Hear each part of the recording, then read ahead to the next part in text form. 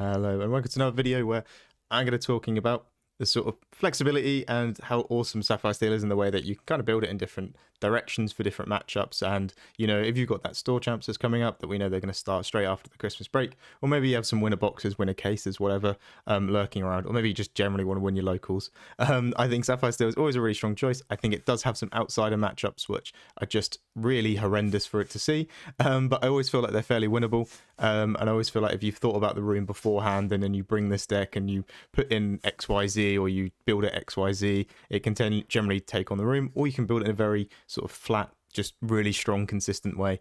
But an example of why I think the deck is so flexible and so great is if you're saying go into your locals and your locals is 90% green, yellow dogs, and you know they're all aggro, Chromacon, under the sea dogs, and they just go really wide on you.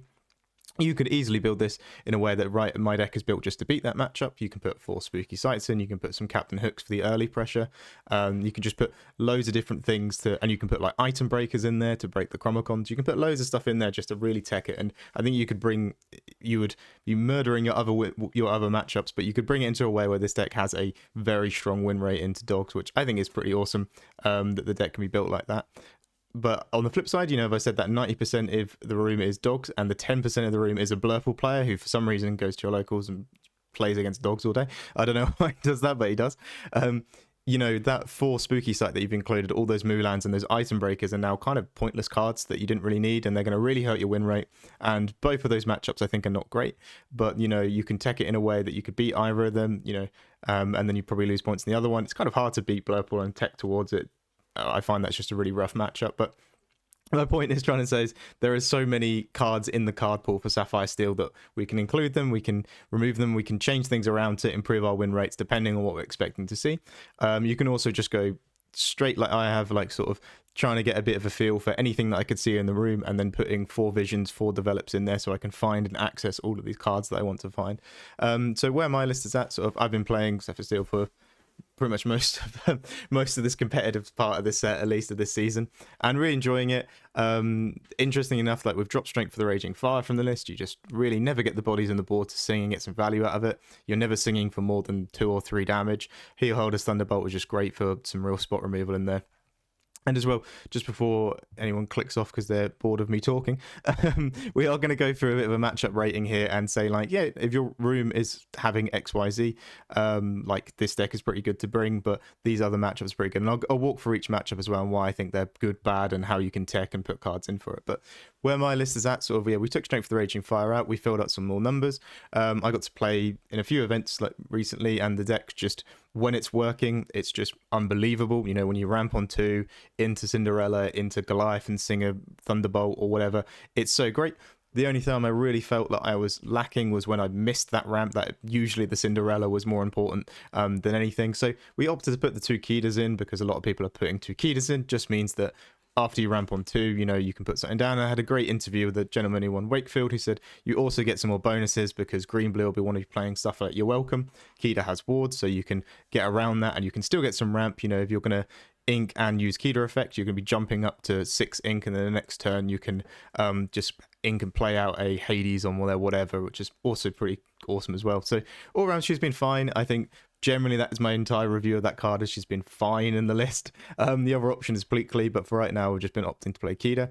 And a card that you probably won't see in everyone's list is Pluto. I just always have liked, even back when I used to bring Sapphire Steel to DLCs and stuff, I found that people will always just be playing the most interesting stuff, trying to break the meta, whatever, especially in store champs they will. And of course as well, we do have Chromacon, which is a pretty rough matchup for us, dogs Chromacon. So just having the accessibility of a one-off item breaker is pretty great, and the 2 lore that you get from the challenging sometimes comes up, especially turning Mulans into like 2 lore if you can do that with the board state you're in. That's pretty awesome as well. So it's just been very fun, very flexible spot there where maybe if I brought this to a DLC, he wouldn't be, and if I went to Richmond, I wouldn't be seeing this card in there, and maybe opt out for an Arthur, or maybe just buff up the numbers somewhere else if I need another button much faster, or a Headless Horseman or something. But this is sort of the way I've been playing and what I've been playing into, the way my list is sort of morphed. And it's really interesting if you look at any of the other amazing players, there's loads that post around on the Discords and 20 Lore and Dreamborn, like they all go in different directions. Some aren't opting for the 4 visions, 4 develop, you know, just to put more cards into the deck. But for me personally, there's I think there's most things can be answered by the Hades, Vincenzo, Headless Horseman, Tinkerbell. Sometimes I want to find a Thunderbolt. Like all these things are just the answers I need anyway. So I don't need any more cards. I just need consistency and I need the ability to find them quite frequently. So yeah, this is all mine's gone. And 2 Spooky Sight, as I gave that example right at the start, where you could put 4 Spooky Sight in if you're seeing tons of dogs matchups. 2 has been fine for me. We don't see it too much, but honestly, if you go to any local play event, there's always someone playing aggro, and it's either Amber Sapphire Princesses, Green Yellow Dogs. Amber Steel as well is still a beloved deck if we looked at the Italy results, people playing them. And I really don't want to go to an event where I just don't have that card and I lost that matchup, when in my testing it's very well been proven that Spooky Sight just wins me those matchups. So 2 has been fine. 1, it felt like I couldn't find it frequently enough. 2 has felt like the right number, ramping up and finding it, using my develops and Cindy's to cycle through. And also on top of that, if I want to ever get rid of it, because again, the Sapphire matchups like Blurple, Green, Blue, and all those things, it's not a very good card. So using Mulans, T-Pose, Cinderella, Namari as well. Namari is just amazing in the deck, like just to throw it away and be like, and it wasn't really a brick because I was able to discard it. So yeah, this is like where my list is up to, but we'll go through all these like sort of matchups that we've got here. So we've got a little like matchup tier list thing that I was working on, and sort of if you were anticipating a room and looking at this, I would kind of, so if you're saying I'm going to go to the store champs and I know everyone there plays Purple Steel, very, very strong pick to bring Sapphire Steel, I think, in my opinion.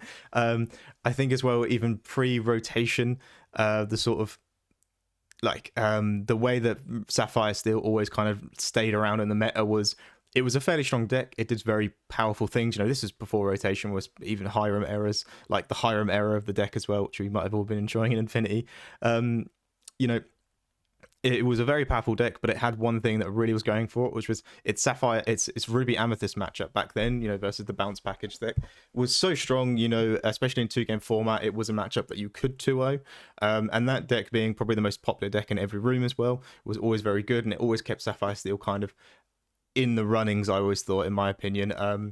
And then like now in post rotation, it's kind of felt the same for me. In my if you like in Swiss, if you get like 1 or 2 wins against some rogue decks or some bad matchups, and then you get a full spree of like 3 to 5 matchups into Purple Steel, you're very much guaranteed your top cut. And again, the gentleman in Wakefield said that he had a couple, like he kind of said the exact same thing with his scenario. He beat Dogs to begin with, got a win against Blue Green, and then had a nice spree of playing into Purple Steel decks until he, you know, managed to get his top cut, which is just awesome. Knowing that like the most popular deck in the room, like the 30% meta share deck, there's also going to be at the higher tables as well, because it's such a powerful deck, is likely it's going to be at the high tables, going to be at low tables, it's just that popular, is like pretty much a matchup we can try and achieve 2-0s in. I think it's quite hard to get 2-0s in Lorcana right now.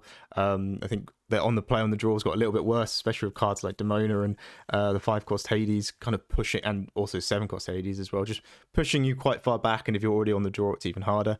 But you know, I still feel like that's a matchup where you can really just get a 2-0 in and just feel quite confident, and knowing it's there, it's so popular, it's so great. Now we go on to like, and I really don't think you need to tech in anything, include anything for that. Maybe if people are playing a bit more aggressive type builds where they're going to play like Timothy Q Mouse into Tinkerbell, you could maybe look to play what's it called, like some hooks or something, just to get bodies on the board to start swinging early on. But overall, I don't think that's worth it to affect the rest of the deck and basically clunk it up with these cheap characters that can't even take out one forward, so you need to hook into Tipo or whatever. So I really don't think you change much for that matchup. You just accept that it's pretty good. If you're going to Tipo, Cindy, Thunderbolt into a Goliath and just keep throwing 7 drops at them, I don't see how they win that matchup. And they don't have things like Into the Unknown like Blurple does to really just punish you for playing that Goliath down early on. So again, it's just so good that the most popular deck in the room is probably our best matchup as well. So that kind of keeps the deck alive and keeps it firing. And then the rest of it, I think the S tier down to the A tier matchups, like it's quite a big jump. I kind of didn't know where to put the mirror down, so I kind of just put it at the end of the A tier. So like that's pretty middle ground. It's a mirror, you know. I feel like if you're both playing very optimally, it can be on the play on the draw, who sees Cindy, who sees Hades. So like let's not talk too much about the mirror. The only tech card I can throw in there is that Arthur is pretty good, because a lot of the time you're just going to be making these stalemate boards and throwing Hades at each other and throwing Thunderbolts and Tinkerbells. But if you have an Arthur that says I can challenge your readied characters, you really break the mirror, and that's the 7-cost legendary Arthur. And that's the only thing I'd say you can throw in there to maybe be a bit of a mirror buster. But on top of that, it's also a pretty good card as well. Breaking stalemate board states is great. So yeah, that's the only card I'd say you want to throw in there if you really want to improve this mirror matchup, or at least in my opinion. You can have your own opinions, and I'm pretty sure there's loads of Sapphire Steel players out there a lot better than me. And the next one I guess I'd have to put behind Amethyst Steel is Ruby Amethyst. I find that matchup is supposed to be pretty good. If you miss any tempo though, like you miss your ramp or you miss your Cinderella, you don't ramp into a Tinkerbell or whatever, it can be rough. And the use of their red Hercules, the legendary, into an Elsa can just be so rough, as Hercules can take out a Goliath and not even take any damage. It's so bad, and you can't even Thunderbolt it, you can't do anything to it. So they have aspects where they can just spike in that matchup and it can be really good, but overall, you know, they're just going to curve out. And if you can get to a point where you've ramps, you know, Thunderbolted their 2-drop or their 3-drop, you know, their Diablo or their Sisu, and then you play Goliath and you're just constantly every turn throwing Hades, Vincenzos at them. It feels very dominating, feels good. It's just a bit worse than the Amethyst Steel one, because Amethyst Steel gets Strength of the Raging Fire, but this Hercules card can be quite powerful and can really change the matchup in my opinion. And also the thing that Ruby Amethyst is so good, and why it's got loads of good like the same way that Purple's and Ruby Amethyst both have a good matchup into dogs, but I think Ruby Amethyst is better into dogs. It's not just the Headless Horseman, it's the fact that they turn the corner a lot quicker. They play a lot more 2-questers, so, you know, Diablos, that's what I mean. If you miss the tempo early on and they go Palace Guard, Diablo, Hand Sisu, you know, the 0-4 that gets strength based on how many cards in hand. You know, if they just do that and they're just playing out X4s and they all quest for 2, it's quite hard to beat them. You know, that's just the way the deck is. It's a very consistent curve deck. If they can curve into a Demona, then just draw a bunch of cards and throw more at you, it can be a very hard matchup. But on paper, it should be a very good one, just slightly worse than the Amethyst Steel one in my opinion. And again, there's not much you can do there, I think. Just try and play the most consistent game as you can, because I think if you're both playing at the optimal level, the deck Sapphire Steel should come out on top. If you can ramp into, you know, your Goliaths, your Tinkerbells, your Hades, your Vincenzos, you're getting your Thunderbolts out, and if you're both playing optimally, it feels very much like the deck just outperforms it, at least in my opinion.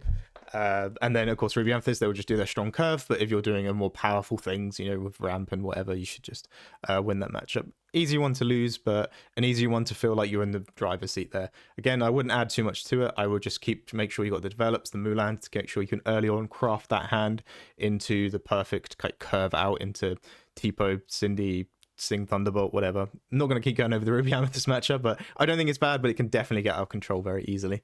The B tier, like I put here, these matchups are just like like I say, the random aggro-y things, and then green purple that kind of tries to be a counter to Sapphire decks in general. So this B tier kind of in general is built to the decks that are made to beat you. Like they're kind of built in a way they beat you. Like if we're putting the Speci green purple in there as well, the Chromacon one, that's why I kind of like including cards like Pluto to maybe have the ability to break the items, you know, like the one that if you've played 2 cards this turn you gain lore, you know, just having that, and then the Pluto just sits on board and just you keep doing that every turn. You know, all these decks are just built to beat you. But again, when I've played Spooky Sight against Amber Steel or Sapphire Princesses, and even green purple aggro, not Brainiac. I never know what to say against Brainiac, because every time I play against it, it just never seems to work for my opponent. So I never really have any strong data on Brainiac. But the more Speci green purple decks that we've been seeing do very well and get top 16, we're going to be mentioning here. They're like all of these decks, like say Amber Steel aggro, Sapphire Princesses, and like the green purple Speci aggros and stuff. They're all kind of designed to try and just go under you and ignore everything that you're doing. But I felt the inclusion of things like Spooky Sight and just making sure you manage around cards like Mowgli, that's the one, that's the little fella. Manage around it, just keep develop your brain in your hand, or like another Sail or something, so if they Mowgli, you don't discard the Spooky Sight. It's felt fine. The deck plays around 36 to 37 characters, the rest are non-characters, so it's very doable to protect the Spooky Sight. You get it off once and it usually just wins you the game. They're so far behind, and then whatever they play, they usually play 1 or 2 characters after that. Just Hades, Vincenzo, whatever, Tinkerbell, and then just from there on out, you just win the game. Mainly, it's kind of how it feels. It can easily, again, I don't think it's like, if I'm going into a room and they're all just aggro built to beat Sapphire decks. I'm not feeling that confident, but because I run the spooky sites and I feel like they're kind of fine matchups that I can accept and be like, right, if the room was Sapphire, it was Amethyst Steel, and then a bunch of these like princesses and Amber Steel, I was like, yeah, no, I'm fine because I've got like options to beat that matchup. But besides that, and you might not even see these decks that commonly. I always see it mainly at local play, and then at bigger events, the first few rounds, there's likely going to be someone trying to make princesses work, or Amber Steel is still alive. And even in Italy, we saw Amber Steel make top cut, so never underestimate the decks, in that B tier that I've just put there. They're still playable, they're still good, they still get results, they still do something, they get the right run, they win. So be prepared for them. I like this song.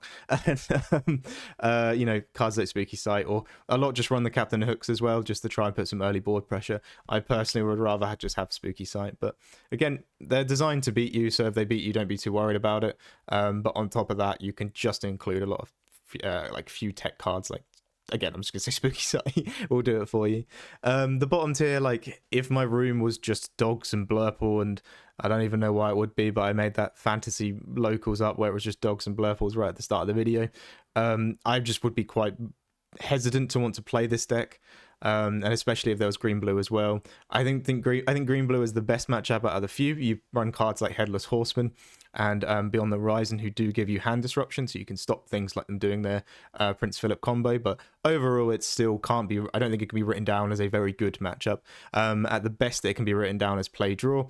I think you can just ramp into Goliath, and they don't have a "You're welcome" for your Goliath, and then you can just hand disrupt with Headless and Beyond, and just get a big enough board to full quest out.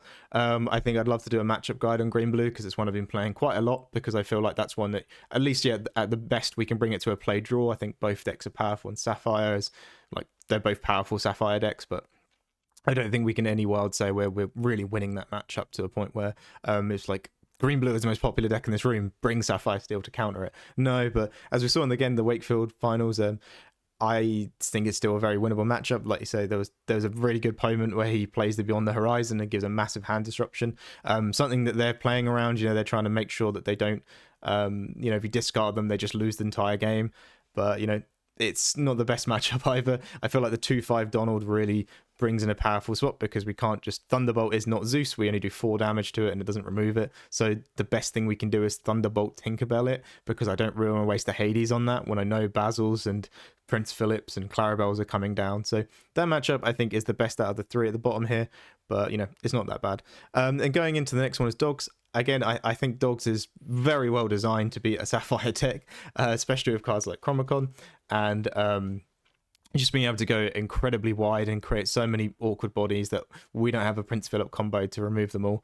It's just not the best matchup for us.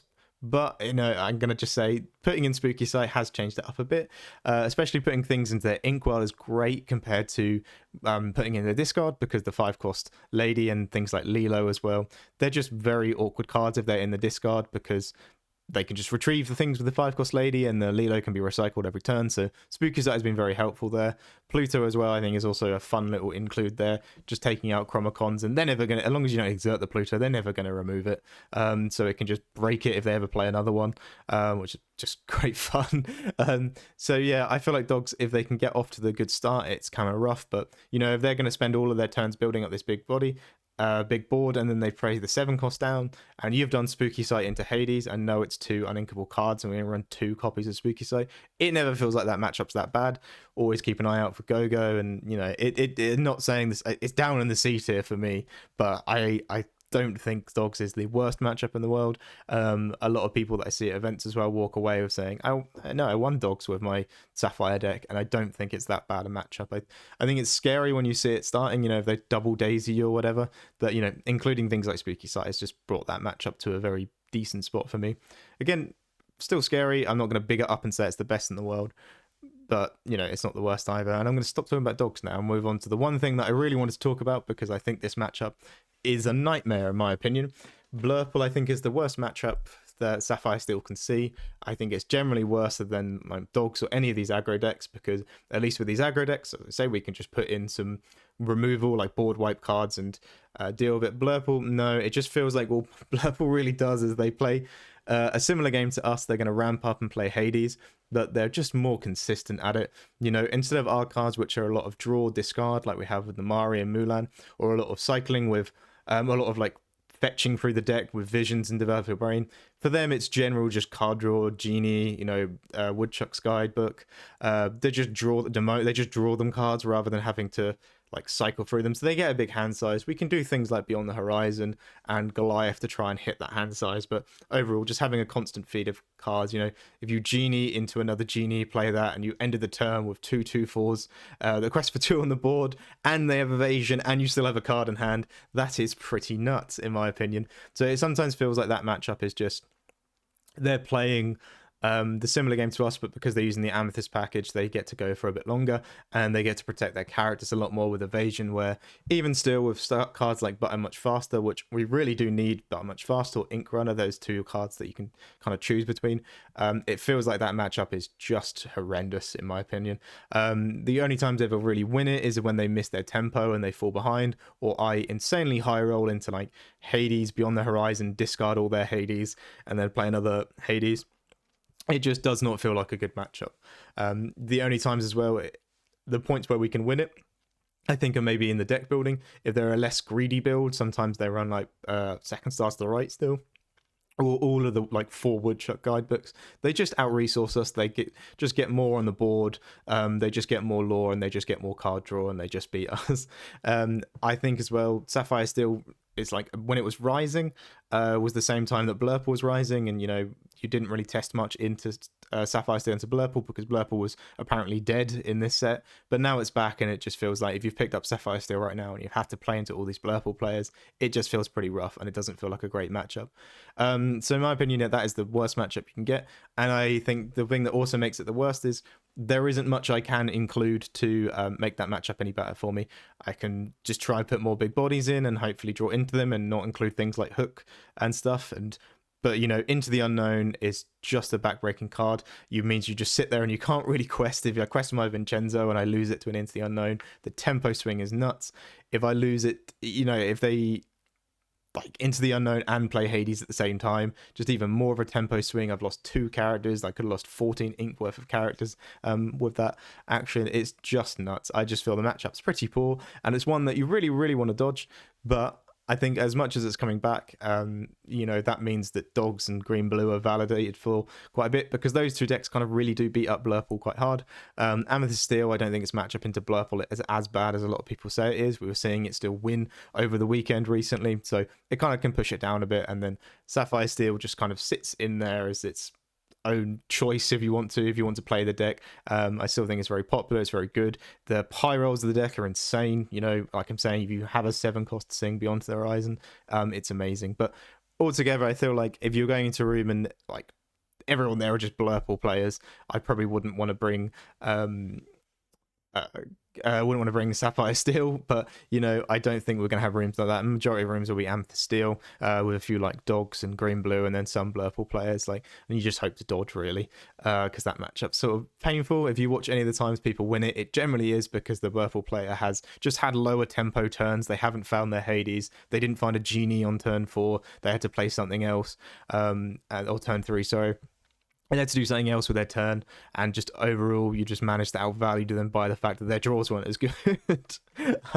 In my opinion, I've practiced that matchup a lot as well, trying to find an edge in. The majority of the time I could find is, you know, you still do your ramp Tipo into Cindy, Sing, Thunderbolt on their genie. You hope they don't have Into the Unknown and an Elsa, because if they do and they exert your 6 cost, and most likely the Goliath that you're going to play, you're just really out of the game at that point. You're so far behind for literally the cost of exerting something and singing a 3-cost song. So yeah, that matchup is the only one that sort of gives me the boogeyman vibes, where I don't really want to see it. But if you're testing, I think that's one you want to sit there and test for a while, because it's not as clean cut as most people think it is. And if anyone else is listening to this video and going like, oh, I just really mumbled there, sorry for a second. If anyone's watching this video and going, no, I play against Blurple all the time and it feels pretty good, please tell me how you're winning it in the comments, because I don't think it's that great a matchup. But yeah, thank you very much for watching. That was just a few approaches to Sapphire Steel and where I think you would bring the deck and how I think you'd bring it if an event had XYZ matchups.